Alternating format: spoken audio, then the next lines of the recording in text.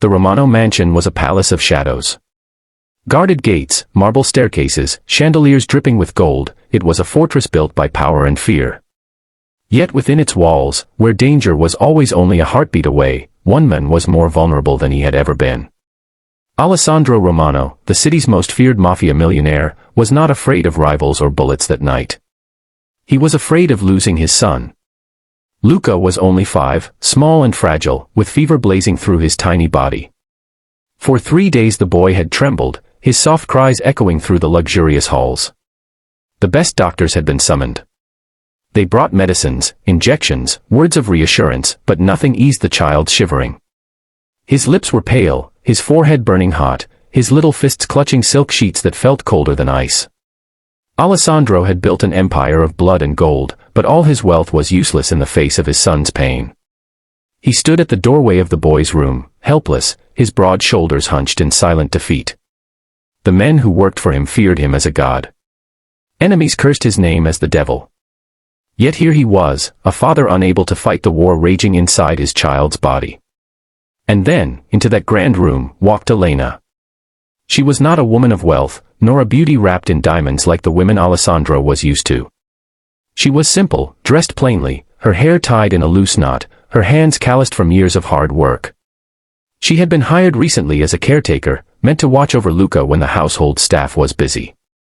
To Alessandro, she had seemed ordinary, until that night. When Elena saw Luca's trembling form, her heart ached. She knew this pain, for she had lived it before. She had spent her childhood raising younger siblings after her parents had died, comforting them through hunger, sickness, and fear. She knew the difference between medicine and love. And she knew this boy needed both. Without hesitation, she slipped off her shoes and lowered herself to the cold marble floor beside his bed. She pulled Luca into her arms, wrapping him tightly against her chest. His small body clung to her warmth, his shivering slowly easing as he buried his face into her. Elena began to hum softly, an old lullaby from her childhood, the kind of song that carried comfort in every note. The mansion seemed to grow quieter. The child's breathing steadied, his whimpers fading. For the first time in nights, Luca's eyes fluttered closed, and he drifted into sleep, wrapped safely in her arms. Alessandro, hidden in the doorway, felt something inside him shift. He had seen death, ordered it, caused it. He had faced enemies with guns in hand, walked away from battlefields painted in blood. But he had never felt powerless like this, watching his son tremble, relying on strangers to help him.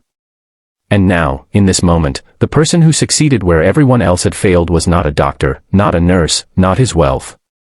It was a humble caretaker lying on the cold floor for his son. He watched her carefully. There was no fear in her eyes, no calculation in her actions. She was not here for money or power.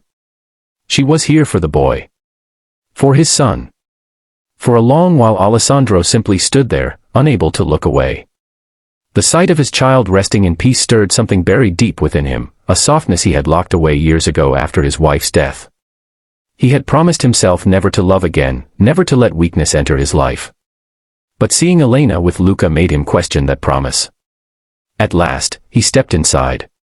His footsteps made Elena glance up, her eyes wide.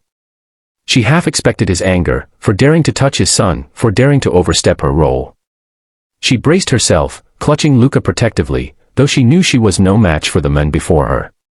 But Alessandro did not shout. He did not scold. Instead, he knelt down slowly beside her, his tall frame folding until he was level with the woman and his child. His hand reached out, brushing Luca's damp forehead gently. The boy stirred but remained asleep, comforted by the warmth surrounding him. Alessandro's throat tightened.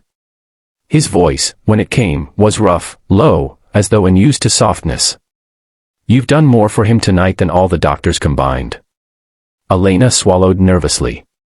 "He just needed someone to hold him," she whispered. "Children need to feel safe. Medicine can't always give that."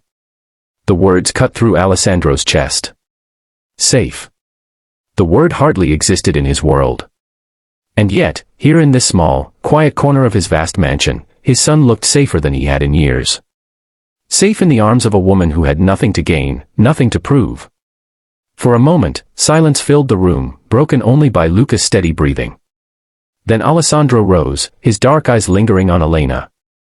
There was something in them that hadn't been there before, respect, maybe even gratitude.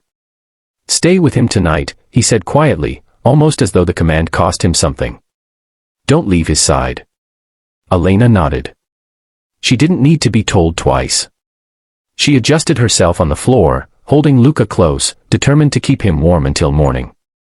As Alessandro stepped out into the hallway, the weight of the night settled on him. For the first time in years, the man known as a ruthless mafia king felt something dangerous and unfamiliar stir in his heart. A seed of trust. A flicker of warmth. Perhaps even the beginning of change. And all because of a woman who chose to lie on the floor with his shivering son.